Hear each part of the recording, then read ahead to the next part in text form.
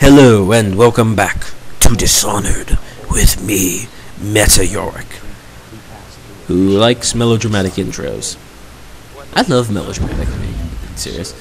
In this episode, I think I'm going to explain why I even started this rant before I finish it. Basically, I've said before, I don't think Dishonored's a bad game. I think it's a pretty good game, but my problem, or at least what disappoints... hold on a minute. And I'm back from another interruption. Continuing on. What disappoints me, well, that's basically it. Dishonored kind of disappoints me. Which is odd when I say it's a good game, but... Dishonored kind of suffers under a lot of really odd, basic mistakes of game design. I mean, these aren't like the high level, well, I didn't understand this got broke. No, these are kind of basic. It's just baffling how the studio never occurred to them at all. Like some of these things I've been pointing out, well, first off, you really should not have a game with such a strong, enforced morality system. You want to be taken seriously if your morality system reads like a bad comic book sort of morality. I mean, you really shouldn't bring the whole sort of, never kill sort of thing, basing it off of, like, I don't know, Batman when the Joker exists, which is such a strong condemnation against any ideology of that sort that exists in its own universe. But more importantly, just the basic gameplay, I feel, kind of has some really... I feel like this entire game was designed around, oh my god, this is awesome, oh my god, this is awesome, I love Thief, let's put this in. Just throw everything we think is cool into one game. Ignoring the fact that a lot of those mechanics don't play well together. They in fact contradict each other and lead to unfun situations. Also, some of the level design is a little lame. Some of it, not all of it. Instead of, designing, well, this is our vision, what would improve this vision? And, continuously play test to see what improves the game, what weakens it, and always cut out what weakens it, no matter how attached you are to the idea. Because in the end, a game needs to, every part should, enforce each other. Every mechanic needs to support the other mechanics, increase, the amount of fun you have, even in the narrative sense. The narrative is empowering the game. Well, the games are first and foremost games. The narrative should always follow the gameplay lead, not the other way around, I feel. You can build it the other way around, but you're just boxing yourself into corners that you don't need to. Anyway, and Dishonored, I feel, could have been one of the great... That was weird. Never saw that happen before, but anyway.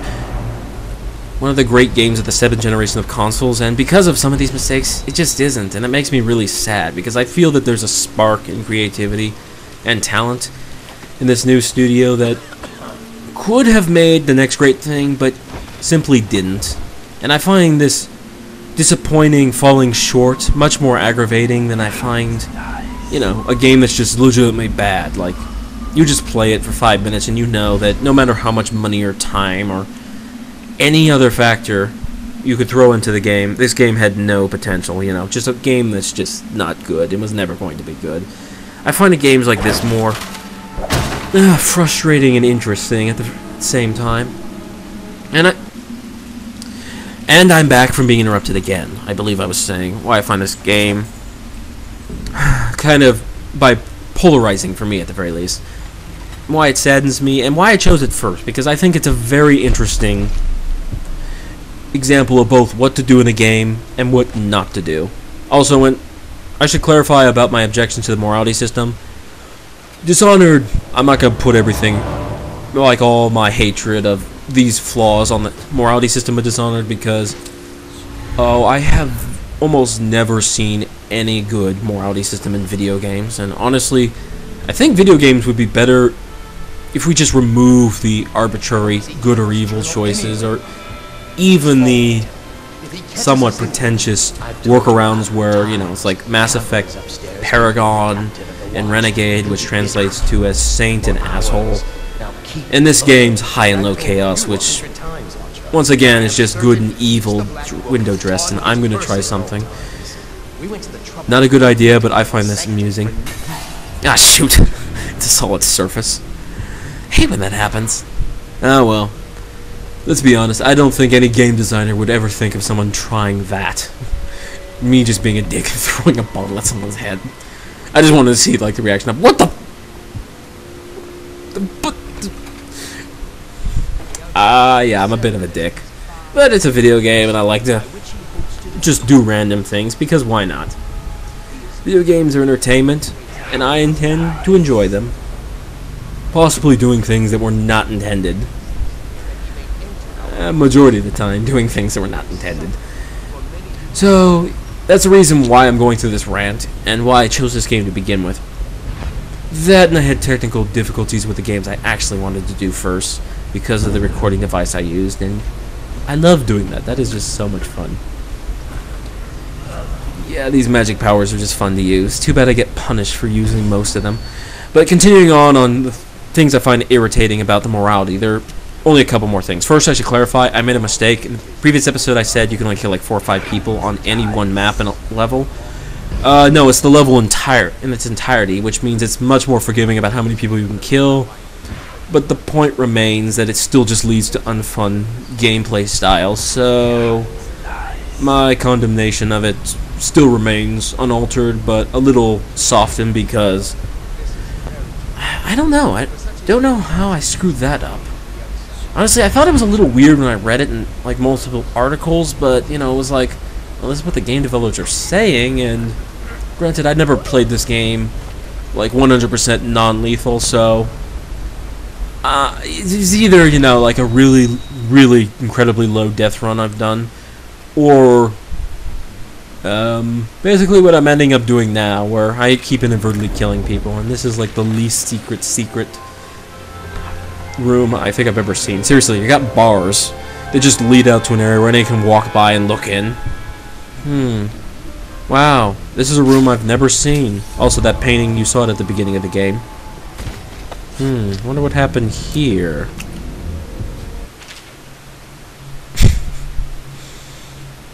Always a good idea to keep incriminating documents out in the open and leave so much interesting evidence. To be honest, I'm not sure I should be picking up this stuff. I'm afraid of what it's got on it. Oh well. I also like how he keeps like forbidden ruins as just little trophies in his secret room. And I'm leaving this here because I'm gonna leave some weird questions when I leave. Why? Because I'm a bit of a troll, and I love it. Yes, continue with your pre-recorded monologue that can easily be used to get you kicked out of the organization. I love how these villains think, in that they don't think. They just follow the most cliched path possible. At least they could be intelligently cliched, but they're not. And I'm not gonna complain about it too much. And I'm back! I hate being interrupted, and yet it keeps happening. Okay, two other things I want to make a note about the morality system very, very quickly. In this game, if you kill a zombie, you get 1 evil point. And I hate when you parry instead of, you know, suffocating the guy. Freaking annoying. That's right, in this game, killing zombies is considered immoral. So this is why, later in the game, when I actually reach the, face zombies, I'm going to kill them. Why? Because unlike this game, I don't feel particularly, I don't feel all that guilty for killing the mindless undead that are slowly destroying society and trying to kill me. Self-defense is a thing, guys, and I intend to use it when necessary. I don't think this is in self-defense, though. Shut up. Don't point out my hypocrisies. Did you get caught in the lockdown last night? I don't know why I keep using this. It's just because I don't like using dark vision all the time, because it makes the world look ugly. So yeah, this game thinks killing zombies is immoral. But you know what isn't immoral? In this game, there are guard dogs. You will see them more later. I could have seen them if I'd taken another path, but if I take that path, it's not advisable because it's just arbitrarily harder, therefore I'd have to probably kill someone. Which I'm trying to avoid if possible, but I'm not going to save state away every failure of it, so If you kill a dog in this game, you get no evil point. That's right. The crippling, or like the insanely over-the-top evil guards and villains of this game that you get evil points for killing, but not for non-lethally dealing with in the most horrifying way possible, you get evil points for it. But if you kill a dog, you know, who's just trained to attack strangers, and whose only motivation in life is to get pet and be fed, you don't get evil points for killing them, like the only truly innocent things in this game, well, along with civilians. It's freaking infuriating. I mean, seriously, zombies? Killing zombies is not an immoral act, but killing a dog isn't?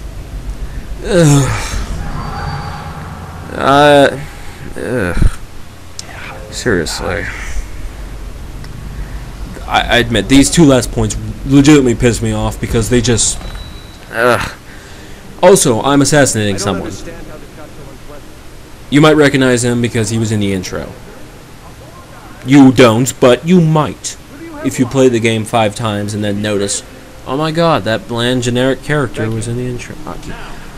Yeah, this is not a good view. I want to see a better view for what happens. Also, I'll try to talk on this so you can hear.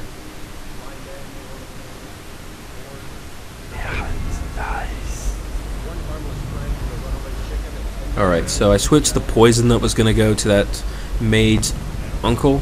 So now he's drinking normal wine, and the bad guy's just poisoned himself inadvertently. And unfortunately, due to this guard, I should have taken him out earlier, I'm going to have to strangle him, and we're going to miss a bit of the only character building for that character. Sorry about that.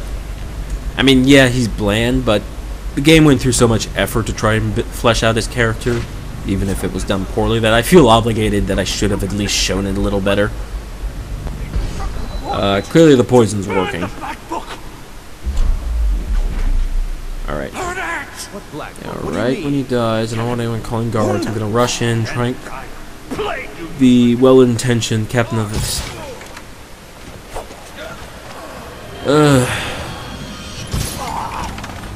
If I ever redo this game, I promise I'll try to show off this conversation more. Now that I've got him, and just, if you go next to Campbell, click X, you just pick up the black book, so no big deal. So, now I've got the black book, which tells, or which should tell where Emily is. Remember, she was that little girl at the beginning, the Queen's daughter, who, what's this about? I'm gonna see if I have to take them out. No, they're far enough away, I might just be able to run around. Probably. Now, I'm gonna go an awkward way because there's a little, I don't want to call it an Easter egg, but there's something that if you go a weird way, you know, you escape this building a weird way, that you'll get, so I'm going this way. Plus, I want to put him in his designated hiding spot, but you know the weird thing is, even though there's a designated hiding, damn it, I hate that you can't climb out while holding this guy. I had this happen once before. Well, actually, the one time I tried doing this, and I inadvertently robbed from him. You know what? I'm saving his life. That's my fee. Also, I should mention, my rant's over. I'm just going to enjoy the game from here on out. But no, what I found is that even if I tranked him, the first time I did this, I just tranked the guy. I didn't actually go through all this trouble to bring him here. It still saved his life somehow, even though that's not supposed to happen, so I think that's a glitch. I mean, seriously, he was going out of his way to kill him. You'd think his subordinates after his death would, you know, finish the job. Okay, I got him, and hopefully his friends don't see me. I doubt they haven't. Somehow I knew. Maybe it was the yelling and screaming. What the? Where did you come from?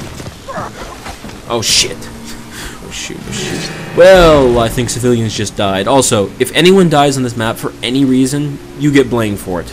Oh yeah, that was the one other thing I forgot to mention. In this game, the ending is entirely dependent upon you. Why is that? There's a whole city. And the reason for why it's dependent on you is stupid as well, but I'll talk about that at the end. Seriously, why are you the only one who decides Dunwell fate? Why is no one else blamed for it? Particularly the people who framed you for all of this. And you'll find out who are directly responsible for everything. But I don't want to go too spoilerish. Next time, I go this way and escape. Hopefully unscathed.